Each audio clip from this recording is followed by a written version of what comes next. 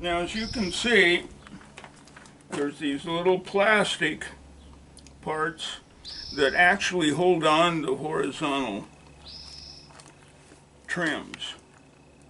To slide off a dented trim, we'll run into one of these horizontals and we'll run a good chance of breaking that horizontal. So, what I'm going to do is carefully cut this. I got to be careful not to damage this one. I can damage this one, no problem. So we're going to cut this right here.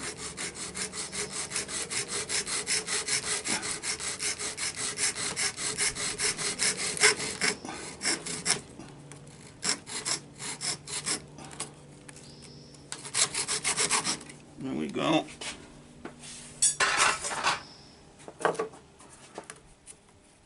Now,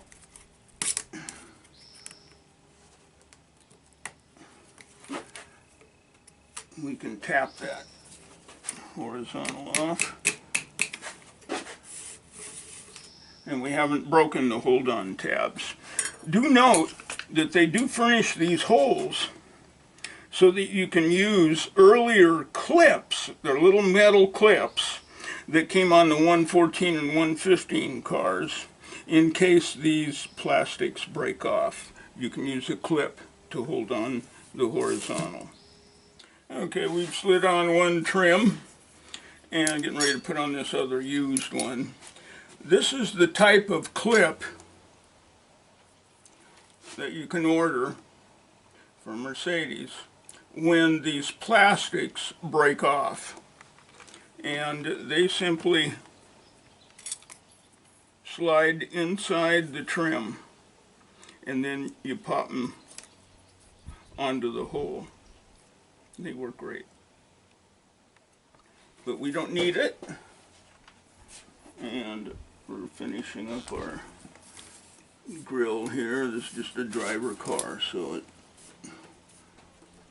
Okay. Looks a lot better than it did before. Okay, so we've put our clips back in. And this really helps to have somebody hold the other end of the grill. So we've got our clips back in all the way around. Note that the bottom clip also supports a little hard rubber bumper that you want to be sure to remember to put back on. That keeps the grill from squeaking up against the body of the car.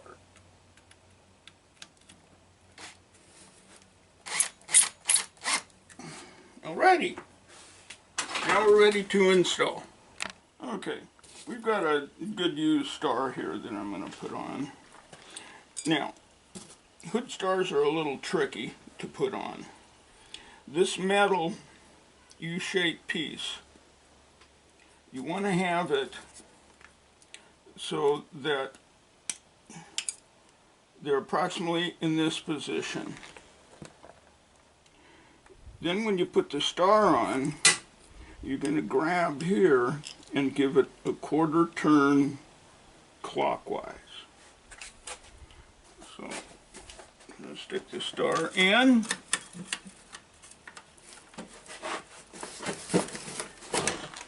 And give this a pull and turn it quarter turn clockwise. And there you go. It is now resting on the grill housing itself. To remove one of these broken ones, you do the same process, although when you grab and turn counterclockwise, you also want to, again, grab it here and give a pull so that those tabs go back to that install or disassemble position. So you've got this metal that's like this. You pull on it, making it smaller into the assemble or disassemble position. So now we've got that star on. Certainly going to look a lot nicer. Okay, I've installed another hood release pull. Now, you can either put this on after you put the grill on, but be very careful you don't close the hood. Or you can put one on and then make sure it's in the right slot of the grill. Okay, so I'm going to put a little spacer behind here to hold this in the right position. And of course, this is going to be funky paint. So I'm going to clean that so that tape will stick.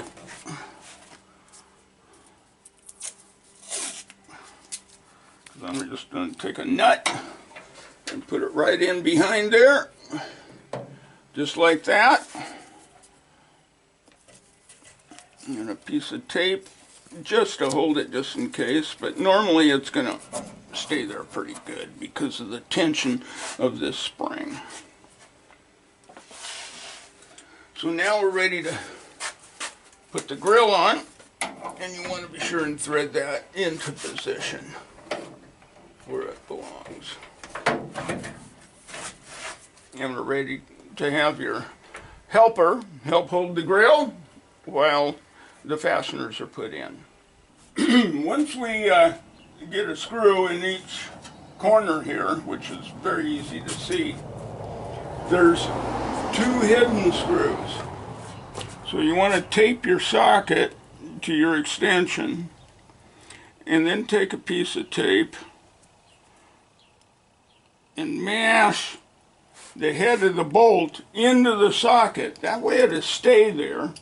And then you simply use your hand on the extension to thread it into where it belongs. And it helps to have the hood partially closed so that you can use a flashlight and look up in there to see where the screws go. You don't tighten any of them until you have them all started. Then you can tighten them all. And of course you want to make sure we've got our release here. Then we can actually close the hood. And certainly much nicer than it was before with a broken hole.